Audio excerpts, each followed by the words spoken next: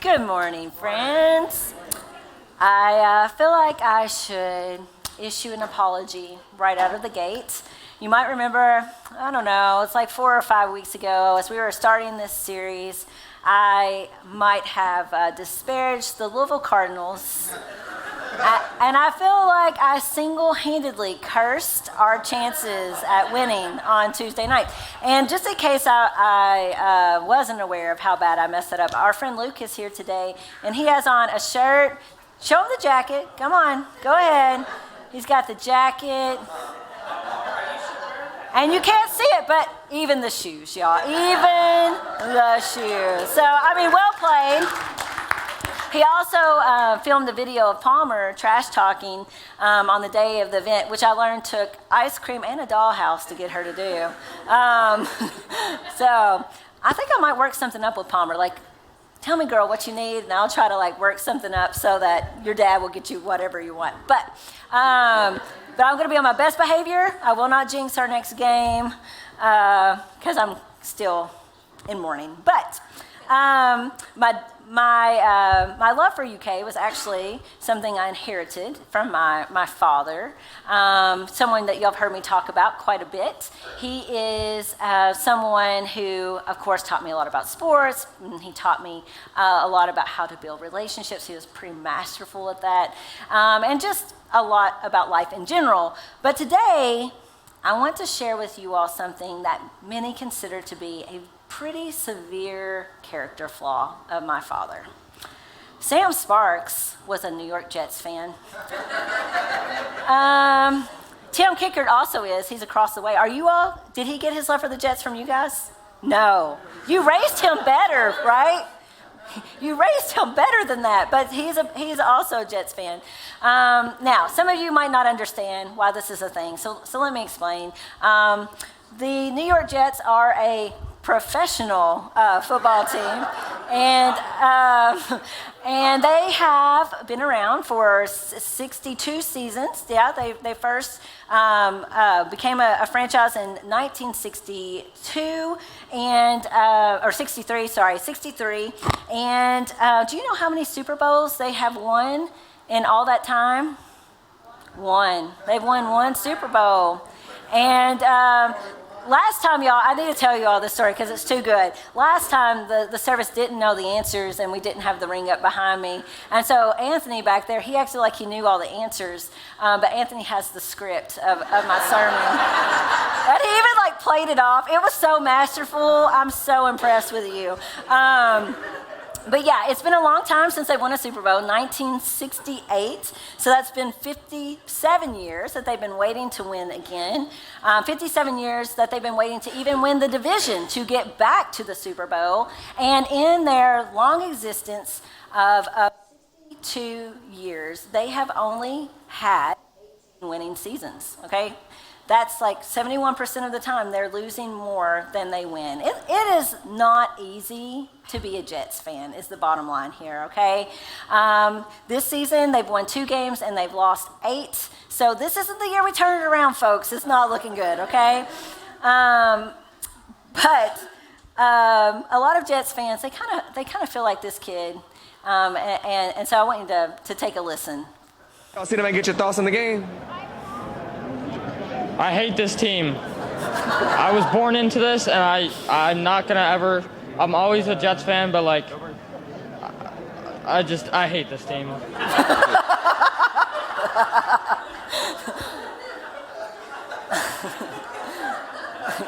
That's pretty rough. I feel that. I feel it.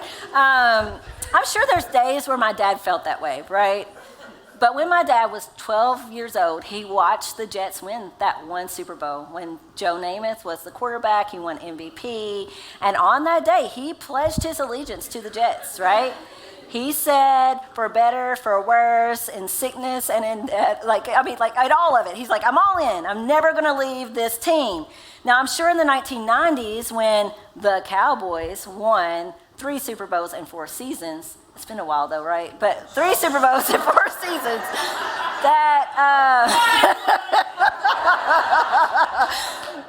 That maybe he wondered, should I jump on the bandwagon? Or maybe when Tom Brady was winning Super Bowls right and left, if he wondered, like, should I jump ship? Or in the past few years, if he wondered maybe, like, should I become a part of Chiefs Kingdom? But he never did. He refused to give up on the New York Jets. In fact, here he is. He's wearing one of the special hats that Carla and Krista actually got him.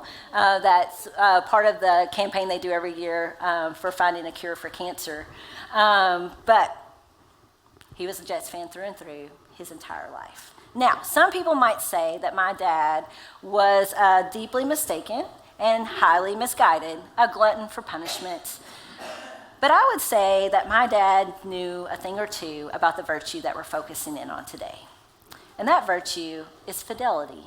And no, I'm not talking about the financial planning company, okay? Fidelity, it's faithfulness. Merriam-Webster defines it like this: it is faithfulness to a person, cause, or belief demonstrated by continuing loyalty and support. That's what my dad knew a thing or two about, not just in his relationship with the Jets, but in most all of his relationships.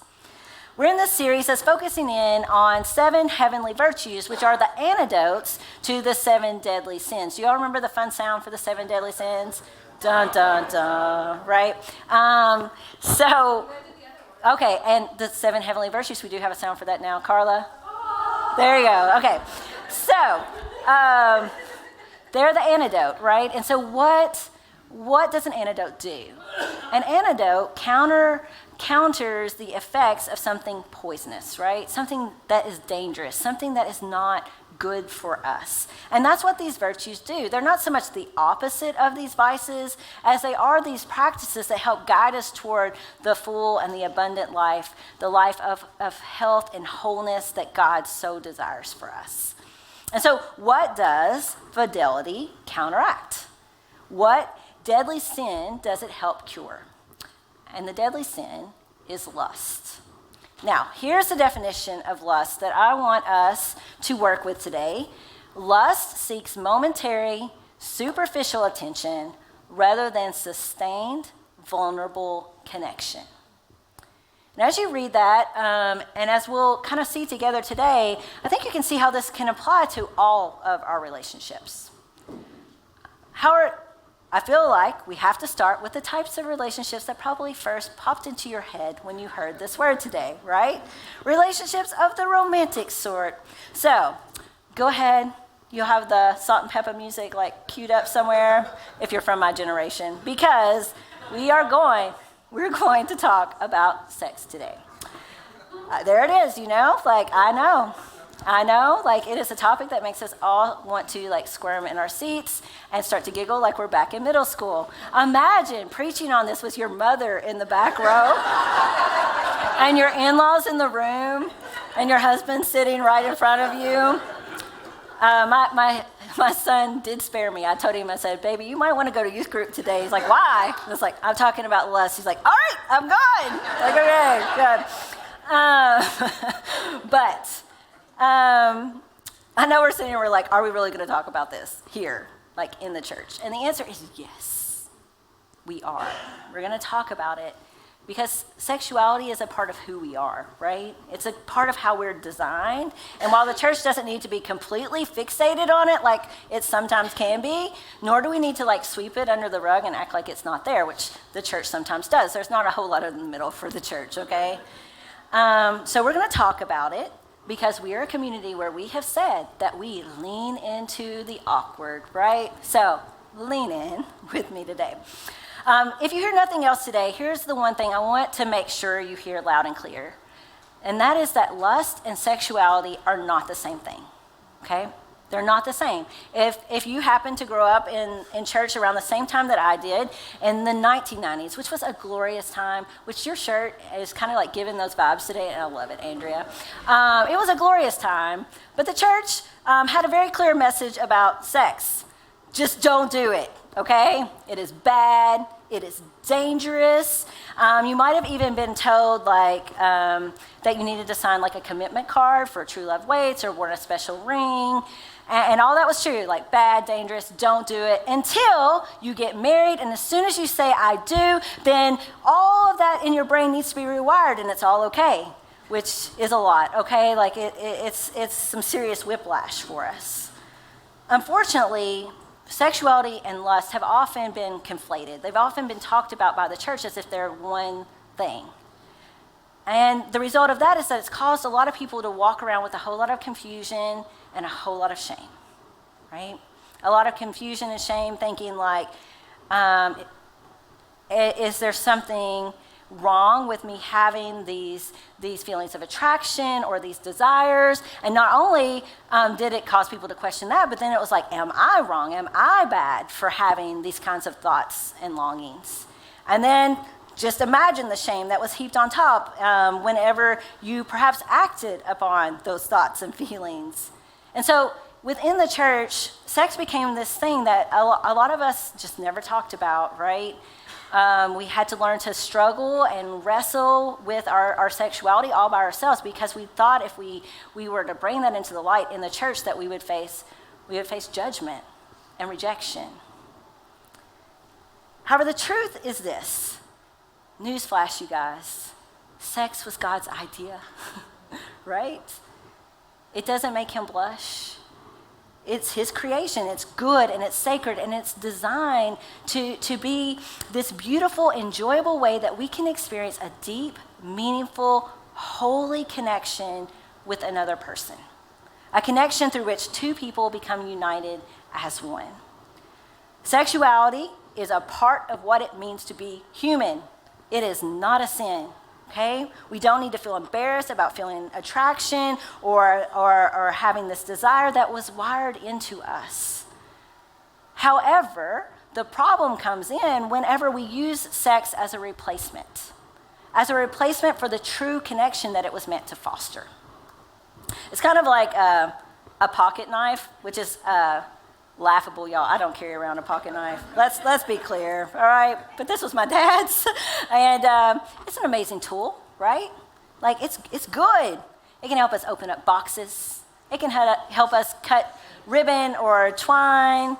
It can help us prepare kindling for a fire in the wilderness to chop up food. We all know that I don't go in the wilderness, but I've heard such things, okay? But the pocket knife, it's good. It is good. However, sometimes we can sort of like begin to use this knife for purposes it was never designed for. Like maybe you're putting a new switch plate on and you're like, I don't have a screwdriver, so I'm just gonna pull out the handy pocket knife. And as you're doing it, you're hoping the whole time like, oh man, I hope this doesn't pop out and like cut me or, God forbid, go into the socket and cause electrocution. Or maybe you decide to use it to pry something open and you hope the whole time that the blade doesn't break. Or maybe you decide that you're going to use it as a hammer or to perform a small surgery on yourself or hopefully not anyone else, but maybe, I don't know. But even in those situations, there is nothing wrong with this pocket knife, right? The pocket knife is still good. The problem comes in when we use it for purposes other than what was intended. Sometimes we do that with the gift of sex that God has given to us. And we read about this tendency of ours as human beings through the Apostle Paul in the first letter that he wrote to the Corinthians. Let me give you a little context here so we can make sense of why he's writing this. But he's writing to this young church in Corinth. In Corinth was the temple to the god Aphrodite. Does anybody know what she's the goddess of? Love, right? So like here we are in Corinth. We're in the place where they have this deity, and it was not unusual at that time for people to visit prostitutes there at the temple as a part of their worship. And so like this is a part of the religious experience that the people in Corinth had known and probably been a part of. I read one historian from that time period who said like there was at least 1,000 people who were employed in this way at the temple to help raise money for this deity. And so that's part of their context. And at the same time, the Corinthians, they had this kind of famous motto that they repeated to themselves. They said, I have the right to do anything. I can do what I want, right? And what we find in 1 Corinthians 6 is that Paul, he pushes back on this. Now, when he pushes back, he doesn't like draw all these strict lines and say, this is okay and this is not. You can do this, you can't do that. You can go this far, but not this far. He doesn't give us any of that, okay? But instead, what he does is he challenges us to wrestle with this, right? He challenges us to consider this. Yes, you can do whatever you want, but not everything is beneficial. Not everything is actually helpful or healthy for you. And so he challenges them and us to consider, what are our bodies actually for? This is chapter 6, starting with verse 16. And I'm going to read it in the Message today, just so we can hear it in a way that kind of speaks to us a little bit more where we are. But this is what he says. He says, there's more to sex than mere skin on skin. Sex is as much spiritual mystery as physical fact. As written in Scripture, the two become one. Again, sex was God's idea. It's meant to foster this deep connection, this oneness that's not even just physical, it's actually spiritual as well. And then Paul continues on. He says, since we want to become spiritually one with the Master, we must not pursue the kind of sex that avoids commitment and intimacy, leaving us more lonely than ever. The kind of sex that can never become one. You see, sometimes we can use sex as a shortcut to the love and the belonging that all of us want, that all of us were made to crave, right? The kind of love and belonging that we are able to experience through a committed and an intimate relationship with God and through committed and intimate relationships with other people. However, sometimes we want to skip right to the benefits without the commitment. We want to be able to experience that without the time or the energy or the effort that it takes to cultivate a true connection. Sometimes we want the benefits without the intimacy. You know, we want to do it without the vulnerability of having to allow people to see and know who we truly are. Sometimes we want the benefits without truly having to give ourselves over to oneness. And then we're disappointed. We're disappointed when we discover that we're just even more lonely than we were before. Like we said, with all the deadly sins, lust just simply doesn't work.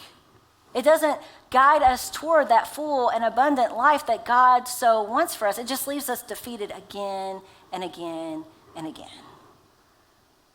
Lust is momentary. It's about instant gratification.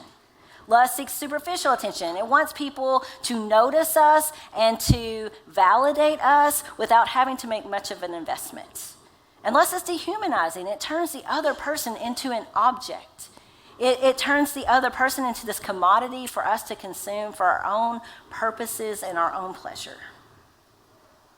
Now, as you're hearing that, like lust, it definitely applies to our sexual relationships, and that's definitely what Paul is talking about here. But I don't know about you, when I hear that, and as I've been reflecting on this past week, I can see how lust, as we've defined it, like applies to all of our relationships, especially, to our friendships. Remember our definition. It says, lust seeks momentary, superficial attention rather than sustained, vulnerable connection. Think about your friendships. Like, it's easy to seek momentary, superficial attention from people so that we can feel better about ourselves, but then to bail as soon as it requires us to be open or honest. It's easy to seek momentary, superficial attention from people who affirm us and who agree with us, but then to run away when there's even a hint of conflict. It's easy to seek out momentary, superficial attention from people who can help you get where it is you're trying to go, but then to abandon them as soon as someone shiny and new comes along that might be able to give you a little bit more. I suspect that this is why social media has become so popular, right? Because think about it, we can get on there, we can reveal however much we want or however little we want about ourselves, and then we can say whatever we want because we're not actually looking people in the eye. We're doing it through a screen. And then we get that little bit of attention that we're seeking, a little boost to our ego every time someone likes or comments or shares our posts.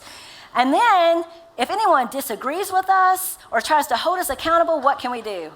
We can block them, right? Or we can ghost them and act like they're not there. And there's this long list of other people that we can friend or follow.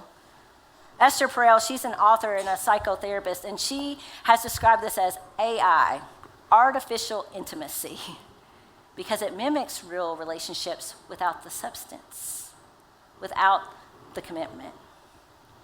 And so again, like whenever I hear that, it sounds a whole lot like what Paul says in Corinthians. It's relationships that avoid commitment and intimacy, leaving us more lonely than ever. And that is what we are on the whole as human beings, more lonely than ever. We're in the midst of what's been called a loneliness epidemic. It's been estimated that 100 deaths per hour are related to loneliness. And this is true despite the fact that in theory, we have a wider web of relationships ever through technology. So why is this?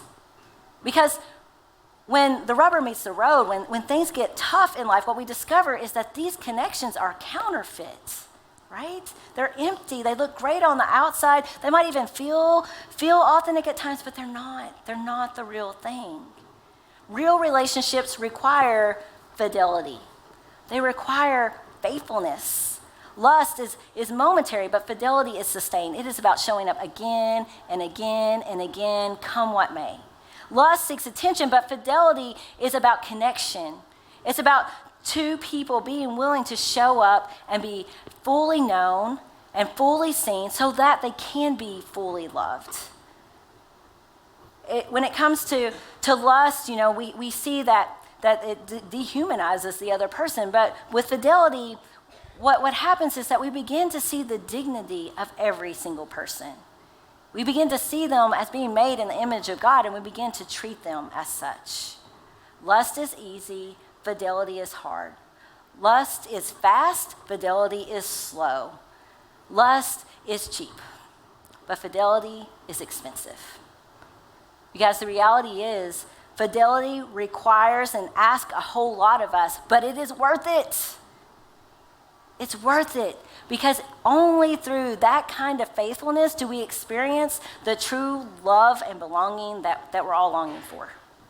Relationships that are built only on sex or surface level conversations or the highlight reels that we share on social media, they quickly disintegrate when our lives get difficult, when things get complicated, when there's conflict, when there's stress, when life knocks us down in one way or another. Without fidelity, what we discover in those moments is that we don't have a literal shoulder to cry on when we need it. And then we don't have anyone to call and to help us face something that is bigger than ourselves. Now, I want to be clear. I'm not saying that we should stay in relationships no matter what, like even if they get toxic. Even if they become abusive in some way, I am not saying that. In those situations, when you have become an object in that relationship, you should absolutely walk away. But what I'm saying, and what I want you to hear, is that there is a sweetness. There is a richness. There is a quality that we can only experience through fidelity, through faithfulness, through long-standing loyalty and support. It's kind of like fine wine aged over time, or blue jeans that have finally gotten broken in, or enjoying the shade of a tree that's grown for centuries, or winning a Super Bowl after 57 years, right? And so today, I want to show you the picture of just like one of the groups of friends that I'm so grateful for in my life. There's a few groups that are so vital to my life, but this is one. In this picture are three ladies who 11 years ago, we decided to start running together. We'd all had our first children. We're trying to get back into some semblance of shape or keep our sanity. I'm not sure which it was. But we began to run miles and miles together in the mornings. We trained for races. We call it running, but we actually called ourselves the Shuffles because we were so slow. We just put one foot in front of the other.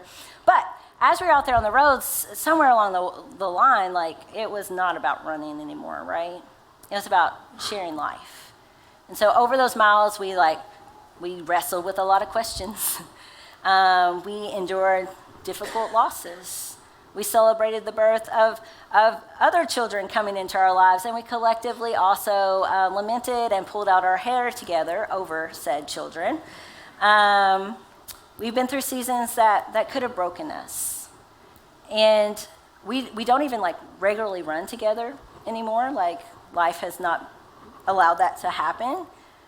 But despite that, that connection that was built over time and across all those years is still there. That fidelity is still strong. And so that means that on days like this one, when it's one of our kids' birthdays, we can show up for one another and enjoy a night like this. And it means on hard days, like on the day of my dad's funeral, like so many of you all did, they made the drive to Muhlenberg County. And I didn't even know they were in the room. And I'm sorry if I didn't know you were in the room and you were there. But I didn't even know they were in the room, but I kind of trusted that they would be, you know? And as I was leaving from my father's graveside service, I got a text, and they were sitting at a coffee shop in town, and I was able to just go and sit down with them and be myself before I even went back to see the rest of my family. You guys, lust will never give us that. Only fidelity does, right? Lust is momentary, superficial attention, but fidelity is sustained, vulnerable connection. And so here's your assignment for this week, okay? You're going to practice fidelity in just one small little way. What might that look like? I'm so glad you asked. You know, you can show up for someone when it's inconvenient. You can text or call up that person you've been ghosting. You know who they are, right? You can put down your phone and give someone your full attention. But choose connection over consumption. Because whenever we do that, what happens is we get this small glimpse of the one who is always faithful, right? We get a small glimpse of who God is, the one who never gives up on us, the one who keeps showing up again and again and again. Fidelity isn't just something he asks of us, it's what our God does. The entire story of Scripture illustrates that, right? A God whose love remains steadfast and loyal, even when we wonder, even when we fail, even when we chase after other things.